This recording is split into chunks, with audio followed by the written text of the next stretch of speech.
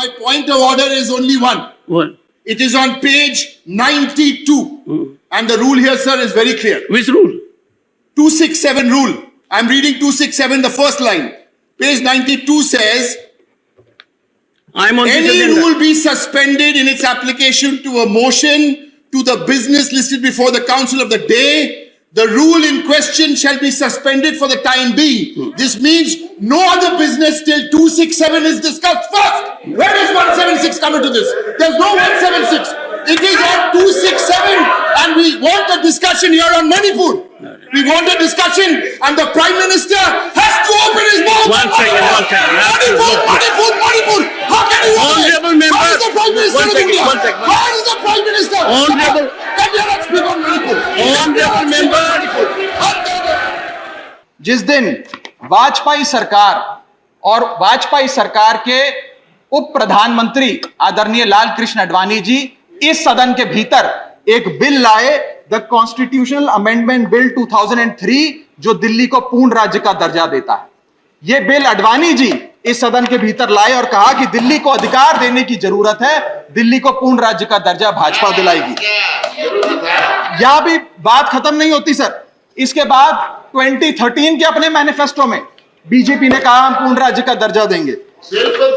इनकी जून 2013 में national executive की मीटिंग हुई, उसमें मता पास कर कहा हम दिल्ली को पूर्ण राज्य का दर्जा देंगे।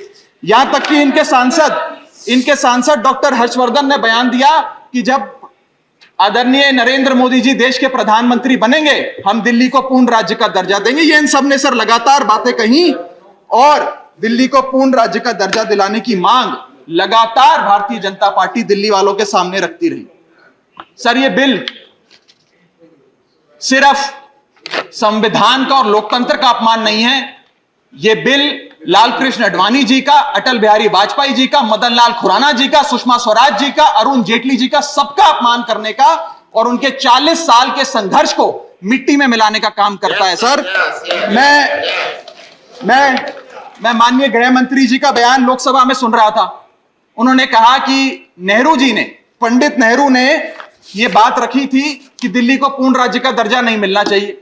मैं माननीय गृह मंत्री जी से कहना चाहता हूं, नेहरूवादी मत बनिए, आडवाणीवादी बनिए, वाजपेयीवादी बनिए और दिल्ली को पूर्ण राज्य का दर्जा देने का आज आपके पास ऐतिहासिक मौका है। दिल्ली को पूर्ण राज्य का दर्जा दीजिए।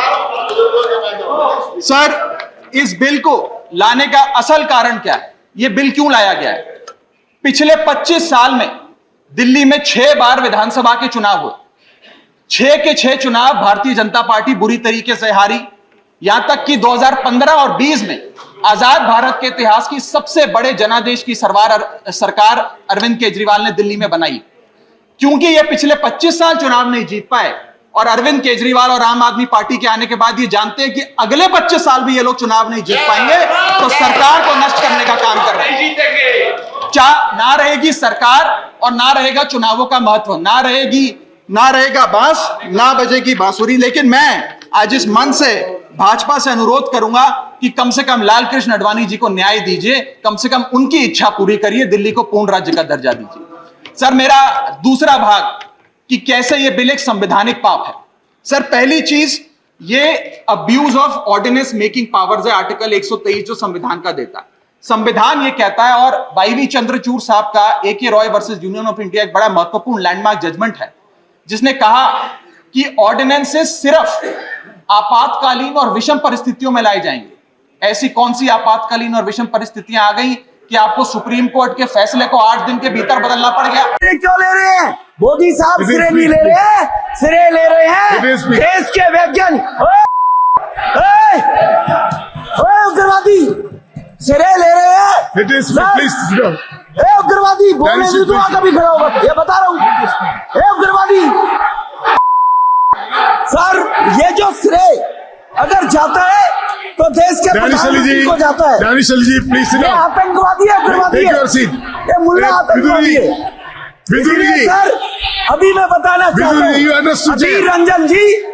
अधीर रंजन जी अभी शोर मचा रहे थे, लिस्ट पढ़ रहे थे। उस लिस्ट में अधीर रंजन जी जब लिस्ट पढ़ रहे थे 1975 इसकी बात बाहर देखो, इन मुल्ले को